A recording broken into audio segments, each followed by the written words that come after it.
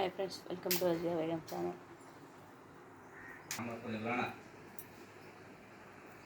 బియ్య పిండి కావాల్సినంత పోసుకోవాలి, వేసుకోవాలి. దాంట్లో వాటర్ కలుపుకోవాలి, మన ఇష్టం. కావాలంటే కొంచెం పెరుగు, దగ్గర మజ్జిగ ఉంది, మజ్జిగ కలుపుతాను. జీలకర్ర కావాల్సింది, కొంచెం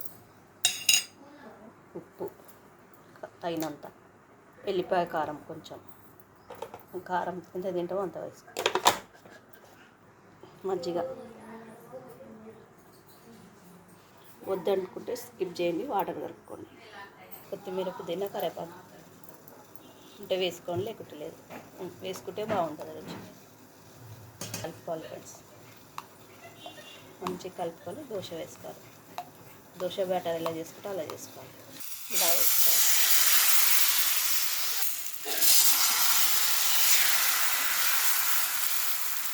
అది జరప ఇలా నూనె కొంచెం కొంచెం నూనె వేసుకోవాలి.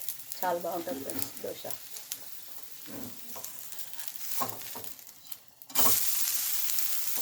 ఇలా తిప్పుకోవాలి మంచి కాలినాక. చూడండి ఎంత బాగా వచ్చిందో.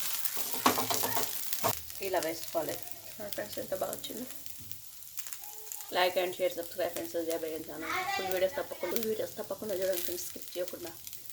కారం వేసుకొని తినాలి, మన ఇష్టం. కారం ఆల్రెడీ దీంట్లో కారం ఇస్తాం కాబట్టి ఏది వేసుకోకుండా మంచిగా ఉంటుంది. కానీ మా పిల్లలు కారం వేసుకొని తింటున్నాను. చూడండి ఫ్రెండ్స్, కారం నూనె.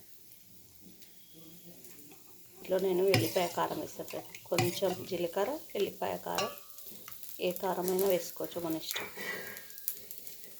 ఎల్లిపాయ కారం వేస్తే టేస్ట్ ఉంటుంది. పచ్చిమిర్చి కూడా వేసుకోవచ్చు ఫ్రెండ్స్, లేకుంటే పేస్ట్ వేసుకోవచ్చు. పచ్చిమిర్చి కట్ చేసి కూడా వేసుకోవచ్చు, మన ఇష్టం ఫ్రెండ్స్. ఎలా అయినా చేసుకోవచ్చు, చేసే విధానం బట్టి టేస్ట్ మారుతుంది అంతే. మీకు ఎలా కావాలంటే అలా వేసుకోండి, ఓకేనా.